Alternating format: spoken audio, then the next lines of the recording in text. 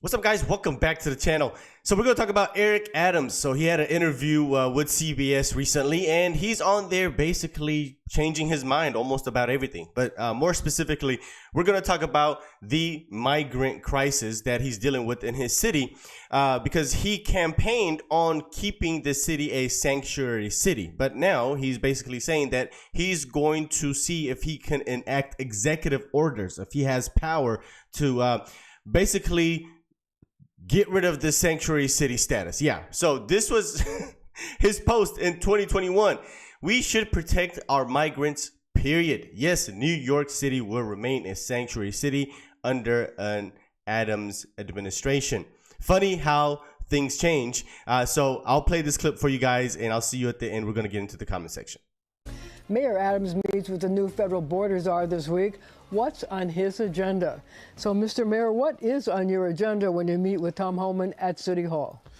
It's all about hearing in a very clear way what's the message and the goal of the border czar, and see how do we collaborate to deal with the securing of our borders and making sure that we can ensure that this city retains and continue to be the safest big city in America. But what level of cooperation are you willing to give him?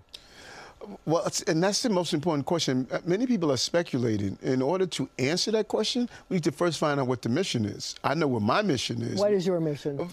Public safety. That has always been my North Star. Prior to the election, even when I communicated to the president and his team, the current president, I stated over and over again, we have to deal with the small number of violent offenders who are making their way into our country. In particular, it's a very dangerous Venezuelan gang.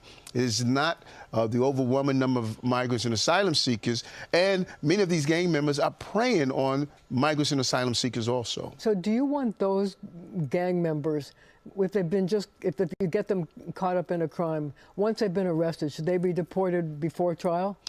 And I want to hear what the border czar's beliefs is around that. My belief has always been, I want you, when you're arrested, to serve your time, because you're not giving justice to the person who was victimized by them, because then if they go out, they could come right back into the country. So I want to hear from the border czar and engage in the conversation and tell them some of my ideas. So tell me some of your ideas. Well, number one, we need to secure the border. Let's start with that. And we can't allow people who are criminals to be mixed up into coming into the country. When you look at, is Venezuela emptying their jails and say, we're going to have the roads come to America?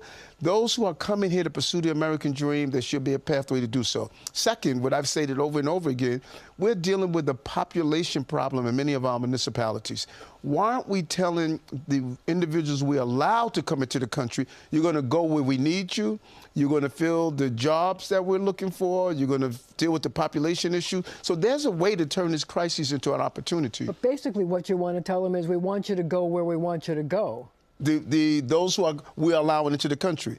Yes. They just can't come in any place. They have to go where the jobs are. Exactly. And where we need you. I mean, if you want to come into the country, then why don't we have a symbiotic relationship where you're coming in where the country needs you? We need backstretch workers, and we need food service workers. A residency requirement, like if they need you, agricultural workers upstate, go upstate. Exactly. And that's what my mayors and others are saying across the country. Eric, we don't mind bringing in migrants and asylum seekers, because this country was built on immigrants. We don't mind that. But you can't bring people into a municipality just willy-nilly.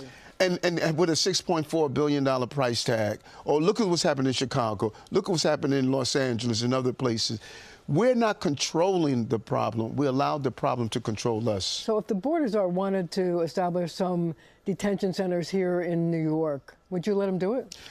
I don't want to go into the area of hypotheticals. I want to sit down with the border czar and be able to walk out and tell the public of New York, here's what this administration is planning on doing, and here's what we're going to do. I think there's some common grounds here. From what I'm hearing from the border czar, he's concerned about public safety the way I am, and New Yorkers are concerned about public safety. So what's the common ground? Public safety. What is it going to take to ensure that we're safe? What is it going to take to continue the rich spirit of the American people allowing immigrants in? What is it going to take to secure our border? And what is it going to take to have a real comprehensive immigration reform?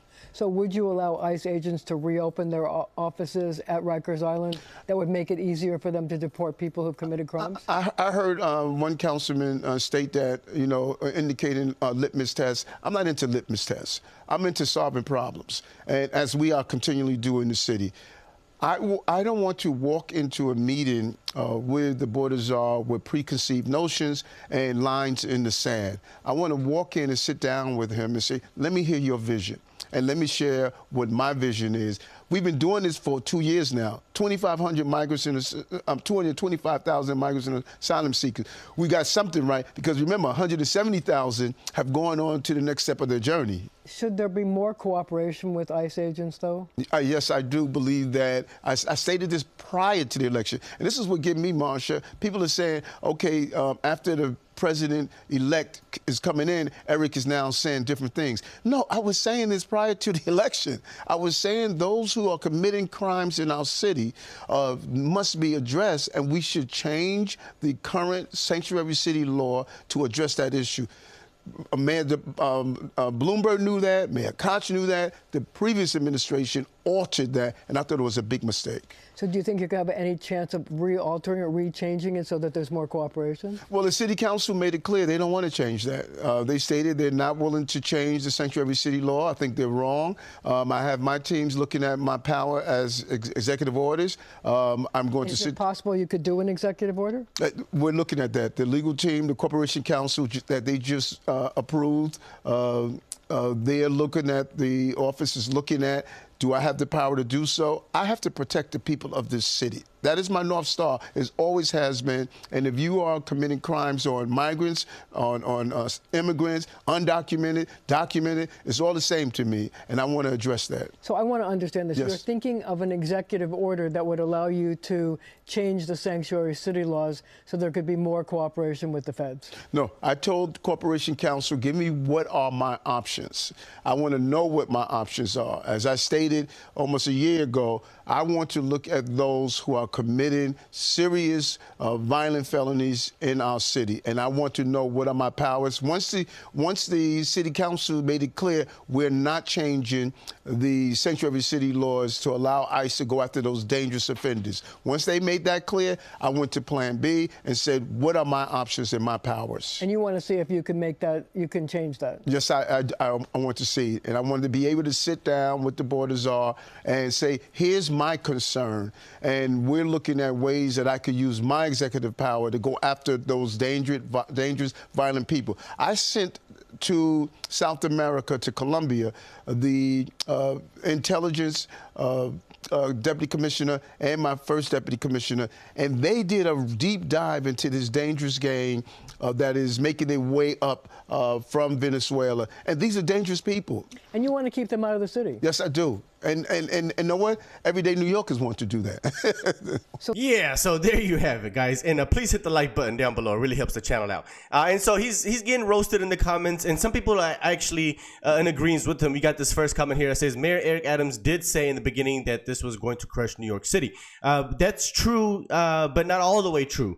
He only started saying that it was going to crush New York City after they were already there, after he experienced it, right? He basically ran on keeping New York City as sanctuary city, like I showed you guys in the beginning of this video, and used it as basically a mantra to demonize Donald Trump, to basically say, well, Trump is going to ban all immigrants and he's racist, right? That was the reason that he was doing that. And when he actually got to experience the migrants coming to his city and basically, you know, depleting his resources, then that's when he was like, hey, this is going to crush New York City. So this comment is not really all the way true.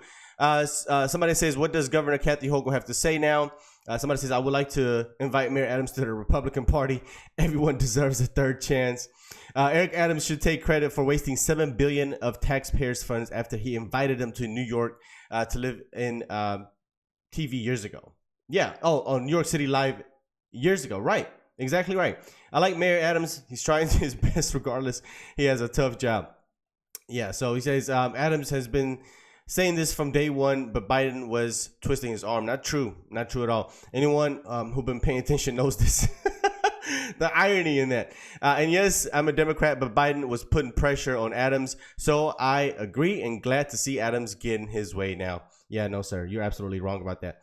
I think it's a shame that anyone has to explain why he would cooperate with Trump. I have no doubt he got elected over this issue as a top concern. Mainstream media keeps bringing up what a enormous, expensive mission this would be, as if open borders hasn't cost us a thing. Yeah, and so it doesn't matter how much it costs, right? Because you're fixing something that it's actually technically Biden's fault. Biden is the one that is to blame here. If there's any cost to sending back illegal immigrants, that is Biden's fault. He's the reason that we accrued all of these unnecessary spendings. Yeah, so it's not Trump's fault. He's having to spend this money to basically revert and clean up the mess that Joe Biden made. It doesn't make any sense. Crook should be in jail. He ruined Brooklyn. Now he's destroying New York. As a Republican, this man is a strong black man who can lead. I may not agree with the mayor, but I respect the way he protects New York. Yeah. Anyway, so let me know what you think. Let me know what you think about what Eric is saying. And I mean, that was I think it was like a hour-long interview, I think. Let me see. This is the full clip here if you guys want to watch it. Oh, it's 30 minutes. But yeah, and he also changes his mind about Donald Trump and himself being politically persecuted by the DOJ. But that's another video. I'll see you guys on the next one. Peace.